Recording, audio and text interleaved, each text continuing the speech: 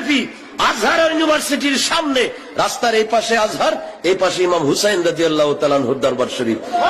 7 দিন ব্যাপী রাষ্ট্রীয় ব্যবস্থাপনায় সরকারিভাবে উরুস শরীফ হয়। 7 দিন মিশরের 3 জন শ্রেষ্ঠ কাওয়াল আছে, সেই কাওয়ালরা বাদ্য বাজনা দিয়ে সেমা মাহফিল করে। 98 সালে প্রথম কামিল পরীক্ষা দিয়ে স্কলারশিপে বেশি বাগদাদ শরীফ, বাগদাদ ইউনিভার্সিটিতে বাংলাদেশ থেকে 2 জন, একজনের ব্রাহ্মণবাড়িয়া কাদরিয়া তৈয়বের থেকে পাশ করছিল, আর আমি সুন্নিয়া আহমদিয়া সুন্নিয়ার থেকে। গৌসে পাকের দরবারে গেছি, গিয়ে আশ্চর্য হয়ে গেছি। প্রথম 1 বছর তো এলোমেলে ছিলাম, একই দরবার, কোত্থেকে আসলাম? আমি তো মাইজবান্ডার দরবার শরীফের, ওখানে না গান বাদ্য হয়, এটা দিয়ে আরেক গৌসুল আজমের দরবার শরীফ, এটা তো কাদরিয়া তরিকা, এটার মধ্যে দিয়ে গান বাজনা হইতেছে। সুবহানাল্লাহ। আরো কোথায়? ফিল মসজিদ, মসজিদের ভিতরে। বলুন না সুবহানাল্লাহ। আমরা তো বাইরে করি, এরা কোথায় করে? ফিল মসজিদ। তাহলে কি শক্ত কম না বেশি? বেশি, শক্ত বেশি। মসজিদের ভিতরে সামা করতেছে, গৌসে পাকের শানে গজল গাইতেছে, নবীজির শানে গজল গাইতেছে। কোন সময় জুমার নামাজের পরে, বৃহস্পতিবার এশার নামাজের পরে, প্রত্যেক শুক্রবার বৃহস্পতিবার সেখানে বাগদাদ শরীফে গৌসে পাকের দরবারে সেমা মাজনা হইতেছে। সুবহানাল্লাহ।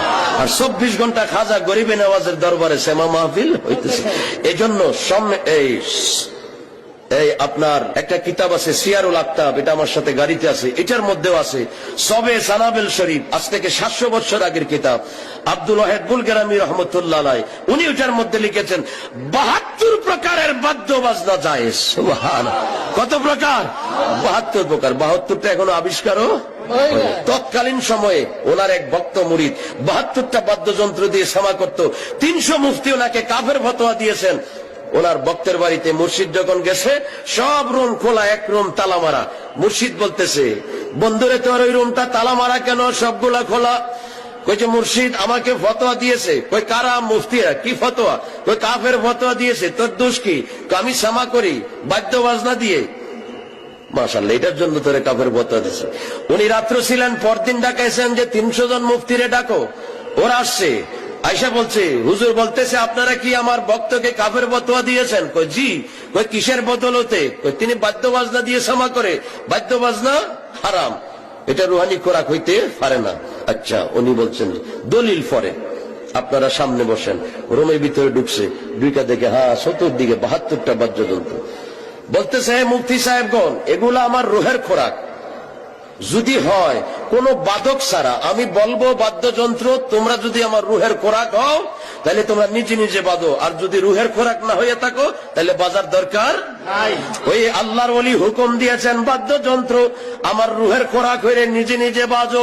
বলতে দেরি হয়েছে, 72টা বাদ্যযন্ত্র বাজতে দেরি হয় নাই।